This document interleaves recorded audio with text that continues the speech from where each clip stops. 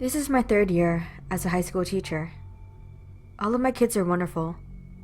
I truly mean it, but I would be lying if I said one of them didn't horrify me.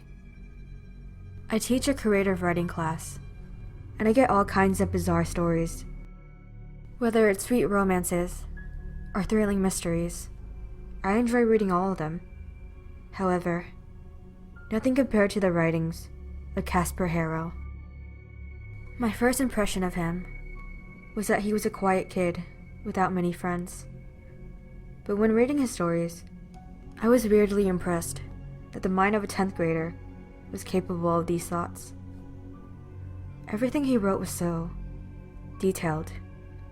I could feel myself at the scene, covered in blood, and the horrifying feeling that I had done something beyond repair would never disappear, even while I lay awake at night.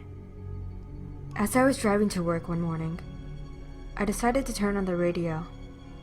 The host said something that made my ears perk up. They were basically reading Casper's latest story, down to the weapon and the setting. Everything was the exact same. However, Casper's villain was described as a man with bulging eyes and an unsettling smile. The killer on the news was never actually found. As the school year continued, I started to notice some more and more similarities between his stories and the brutal murders around town. It was difficult to avoid them. Almost all news stations and radio shows would broadcast updates 24/7. But what I found the most strange was how Casper wrote all of his stories before any of this news was actually public. There's no way it was just a coincidence. It made me horrified to go to class and see Casper. Whenever we made eye contact, he would smile at me. Yet, I couldn't help but feel guilty as I brushed past him. Actually, guilty isn't a good word to describe this. In reality, I was afraid of him. One day, I stayed after school to catch up on a couple of things. It was around 9 p.m. when I checked the clock, so I decided to get up and leave before it got even darker. I have to admit, walking through the school halls is a lot more intimidating without the students chatting away. But what makes it even worse is when you're alone and hear one singular voice giggling. I sped up my pace, knowing it was way too late for any actual kids to still be at school. The voice had to be my imagination. As I walked, I noticed one room still had its lights on. Out of curiosity, I peeked into the door's window. In the dim lighting stood Casper, all alone, covered in red liquid. He turned around, and we made direct eye contact. Without thinking, I began to run away, not wanting to see what he had been doing.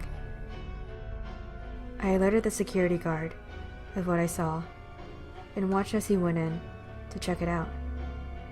I must have only waited 10 minutes until the guard came back out with Casper, still covered in blood.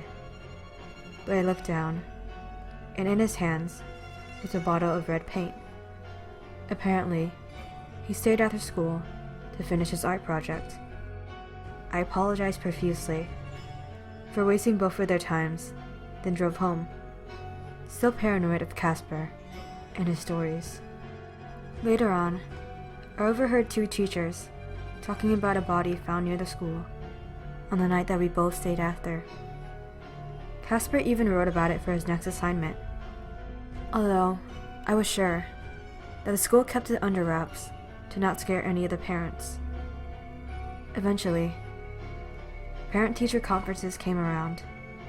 It was very interesting to see how the attitudes of parents affected their children. Yet, Casper's parents weren't what I expected at all.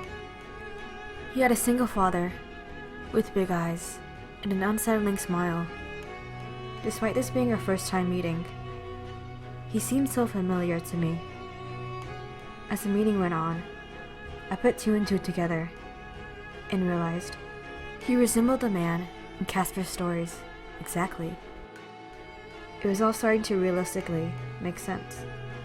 Casper only knew these stories because his father had to be the culprit. I looked back up at Mr. Harrow, and he smiled at me. I quickly finished up the conference, then anonymously reported my tip to the police. Within a few days, his father was arrested due to all the evidence backed up against him. I could finally face Casper, knowing I'd won, but still, my hands couldn't help but tremble every time I passed by him. Knowing that he knew all my secrets horrified me, but it was also thrilling to wait for his newest story.